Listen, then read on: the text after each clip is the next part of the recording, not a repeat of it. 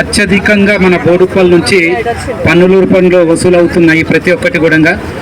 మరి అదేవిధంగా కాలనీలు అభివృద్ధి చెందుతున్న నేపథ్యంలో మరి అదేవిధంగా మరి అభివృద్ధి పనులు కూడా జరగాలి. మరి ముఖ్యంగా డ్రైనేజ్ పనులు కానివ్వండి, రోడ్లు కానివ్వండి.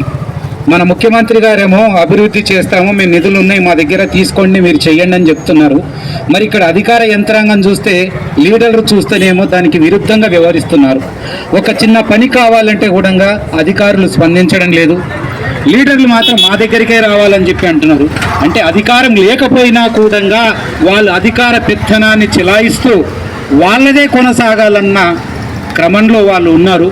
ఇది సరైన పద్ధతి కాదు. ప్రతి ఒక్కరికి కూడా హక్కు ఉన్నది, రాజ్యాంగం కల్పించిన హక్కు. ప్రతి వ్యక్తికి కూడా కావాల్సిన మన మౌలిక వసతులన్నీ ఖచ్చితంగా మనకు కార్పొరేషన్ త్రూ మనకు కావాలి. కానీ ఈరోజు జరుగుతున్నది ఏంటి? ఎలాంటి అభివృద్ధి కార్యక్రమాలు జరగట్లేదు, అన్ని తూతూ మాత్రంగా జరుగుతున్నాయి. ఎక్కడన్నా మనకు రోడ్లు వేస్తున్నారు, మనం బ్రతిమలాడి అంటే అవి నాణ్యత లోపం ఉన్నాయి. చేసిన రోడ్లు వేసిన నెల 2 నెలలకి అవి గుంతలు పడుతున్నాయి. మరి డ్రైనేజీలు ఏమో పొంగి పొర్లుతున్నాయి. మరి ఎవరిని అడగాలి, ఎక్కడ అడగాలి? బిల్డింగ్ పర్మిషన్స్ కరెక్ట్ లేవు. మధ్యవర్తుల దళారీల ద్వారా మనకు మరి కమిషనర్కి మన మున్సిపల్ కార్పొరేషన్కు చెందాల్సిన నిధులు మరి ఎటుపోతున్నాయి. మరి మనకు కావాల్సిన నిధులు రావట్లేదు. సమయానికి కార్పొరేషన్కు నిధులు వస్తేనే పబ్లిక్కి మనకి సర్వీస్ చేయడానికి కానీ మనకు అభివృద్ధి చేయడానికి కానీ అవకాశం ఉంటుంది. ఇప్పుడు అవకాశాన్ని మనం కోల్పోతున్నాం. లంచాలు లంచాలు లంచాలు, లంచం లేని ఏ పని అవ్వట్లేదు. ఎంతకాలం ఈ లంచం? మన ప్రియతమ ముఖ్యమంత్రి గారు లంచం ఎక్కడ ఉంటే వాళ్ళని నిలదీస్తాను, మనం తుపాకీతో కాల్ చేస్తానని ఒక నినాదం చేసిన మన ముఖ్యమంత్రి గారికి ఈ సభాముఖంగా ఒకటే విన్నపం. ముఖ్యమంత్రి గారు రేవంత్ రెడ్డి గారు, మిమ్మల్ని ఎప్పుడు మీలాంటి డైనమిక్ లీడర్ మేము కావాలనే కోరుకుంటున్నాము. కానీ ఇక్కడ అధికారులు కానివ్వండి, ఇక్కడ లోకల్ లీడర్లు కావండి, మరి మీ మాటను పట్టించుకోకుండా వాటిని ఏమంటారు ధిక్కరిస్తూ మరి వాళ్ళు ఈ రకంగా వ్యవహరించడం అనేది చాలా దారుణమైన విషయంగా మేము భావిస్తూ ఈరోజు ధర్నా కార్యక్రమం చేపట్టాం. మరి ఈ ఫెడరేషన్ ఆధ్వర్యంలో మన రాములు గారు ఈ కార్యక్రమాన్ని అద్భుతంగా నిర్వహించినందుకు మరి రాములు గారికి మేము మేము వారికి ధన్యవాదాలు తెలియజేస్తున్నాం. అధికారులారా, లంచగొండే అధికారులారా, కమిషనర్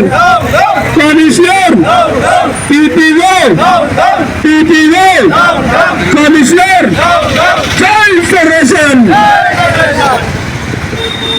ఈరోజు ఇప్పుడు మన గౌరవ పెద్దలు బోడుప్పల్ ఫెడరేషన్ వ్యవస్థాపక చైర్మన్, ప్రజాతంత్ర అవార్డు గ్రహీత, పేదల పెన్నిది, ప్రజలకు అనుక్షణం వెన్నుదండలుంటే బోడుప్పల్ ప్రజలైన కుటుంబంగా భావించి ఏ ఒక్క కాలనీకి సీసీ రోడ్డు లేకున్నా, ఏ కాలనీలో కూడా పార్కులు కబ్జా గురైనా, ఏ కాలనీలో కూడా నల్లా నీళ్లు రాకున్నా, ఏ కాలనీలో సమస్య ఉన్నా కూడా గౌరవ పెద్దలు డాక్టర్ రాపుల రాములు గారు అక్కడ ఉంటారు. ఇలా ఈ సమస్య ఒక్క రాపుల రాములు గారిది కాదు, ఒక్క ఇక్కడికి ఇచ్చేసిన వాళ్ళది కాదు, యావత్ బోడుప్పల్ ప్రజలది. మనం కడుతున్నటువంటి పన్నులు తీసుకొని మనకే వీళ్ళు వెన్నుపోటు ఓడుస్తున్నారు. దాన్ని నిరసిస్తూ ఇవాళ మన ఫెడరేషన్ చైర్మన్ డాక్టర్ రాపుల రాములు గారి పిలుపు మేరకు ఇవాళ యావత్ బోడుప్పల్ ఇక్కడ కలిగి వచ్చింది. ఈ సందర్భంగా ఈ యొక్క కార్యక్రమాన్ని ఉద్దేశించి గౌరవ చైర్మన్ గారిని ప్రసంగించాలని చెప్పేసి కోరుకుంటున్నాము.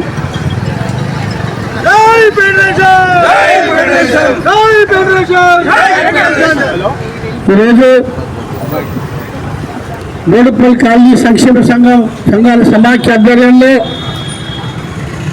2 సంవత్సరాలుగా మౌనం పాటించినాం.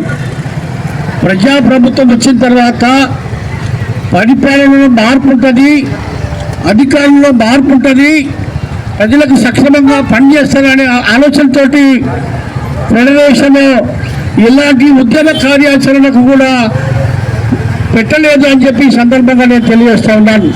కానీ ఎప్పుడైతే ఈ పాలక మండలి పూర్తయిన తర్వాత అధికారుల అవినీతికి రెక్కలు వచ్చినాయి. ఇలా వాళ్ళందరూ కూడా ఎన్ని రిపోర్ట్లు ఇచ్చినా, ఎన్ని కంప్లైంట్లు ఇచ్చినా, ఎన్ని లెటర్లు ఇచ్చినా ప్రజలు బాధతో వచ్చి ఇచ్చినా కానీ వాటిని పరిష్కరించే దిక్కు లేదు. ఈ ఈ చెంగిచెల్లలో ఎక్కడ చూడు మీరు కమర్షియల్ కాంప్లెక్స్ మీకు ఎవరైనా అధికారం ఇచ్చింది? G+2 మున్సిపల్కి అధికారం ఉంది. G+2 వేస్తాడు, 10 ఫ్లోర్లు కట్టాడు, 8 ఫ్లోర్లు కట్టాడు, 7 ఫ్లోర్లు కట్టాడు. ఎక్కడ ఎవరు ఇస్తాడు ఈ అధికారము? మీకు ఎవరు చెప్పారు? మీరు ఏం చేస్తారు? ఆఫీసులో కూర్చోండి. ఖచ్చితంగా మీరు ఫీల్డ్ తిరగరా? మీ ఫీల్డ్ తిరిగి పర్యవేక్షణ చేయరా? ప్రభుత్వానికి రావాల్సినటువంటి నిధులను పర్మిషన్ ద్వారా నిధులు వస్తాయి, పర్మిషన్ ద్వారా మీకు ఫండ్స్ వస్తాయి. అవి లేవని చెప్పి ఎంతోమంది రోడ్ల కోసం మరి కింద పడిపోతూ ఉన్నారు. 2% అప్పులు వస్తూ ఉన్నాయి, బస్సులు బంద్ అవుతూ ఉన్నాయి. అయినా మీకు నిమ్మకు నీరెత్తినట్టు కూడా లేదు. కాబట్టి కమిషనర్ గారికి అనేక సార్లు చెప్పినాం.